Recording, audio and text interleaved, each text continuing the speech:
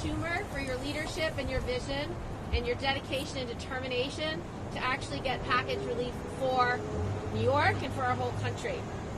Unfortunately, President Trump and his administration and the Republicans in the Senate have not shown any kind of leadership during this COVID epidemic. More than 10 million people have contracted COVID. New numbers of cases are spiking all across New York, all across the entire country. Here in New York City, we are seeing the highest rates that we've seen since June. Families are struggling.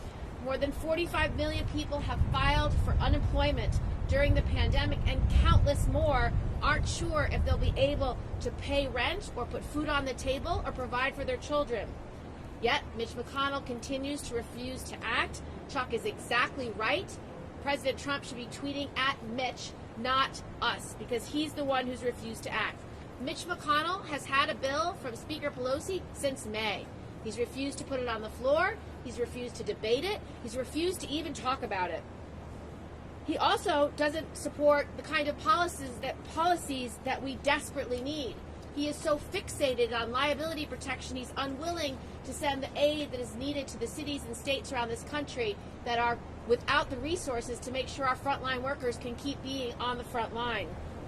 Meanwhile, President-elect Biden, Democrats in the Senate, and people across America know exactly what relief is needed and has been arguing for that for months.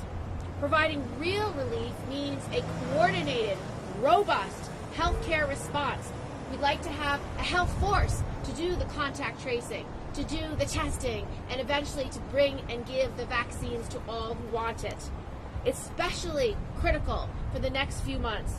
It also means giving our states and our local governments the aid they need to keep their operations open. Our public servants have been going above and beyond, meeting all the needs, but they can't do it without resources. As New Yorkers and other cities implement new safety restrictions and outdoor dining becomes less feasible in winter weather, helping our small businesses, restaurants, and theaters will be vital to our survival and the city's survival. Additionally, Congress has to provide more relief directly to families. That includes having a real national paid leave policy, because we are still the only industrialized country in the world that doesn't have access to paid leave. We also need to make sure that we have affordable daycare. Parents are scrambling. Daycare centers have shut. Before the pandemic, there was one slot for every 4 children that were needed. Now, there's one slot for every 8 children that need it. We also have to make sure the economic assistance programs that we established at the beginning of the pandemic that expired over the summer are renewed. We need to make sure that people get their unemployment insurance, and they need to get the extra supplemental insurance. It's critical that the next relief package has both direct cash payments and enhanced unemployment assistance so people can stay afloat during this crisis. And we have to go beyond that. Every month someone goes without work is another month they struggle to make their rent or put food on the table.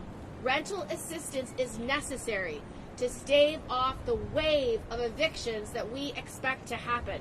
So we have to make sure partial federal eviction moratorium is scheduled well into the future, not just to the end of the year. That will be necessary to keep our families protected and safe. And last but not least, I have visited food banks all across this state, and I can tell you the lines go around the block, whether you're in the Bronx or whether you're in Brooklyn or whether you're in Queens, Manhattan, or in Staten Island. So it is necessary that we make sure food relief is part of this next package. In upstate New York, the car lines go on for miles. So people are struggling. So we need to expand the SNAP benefits and the pandemic EBT.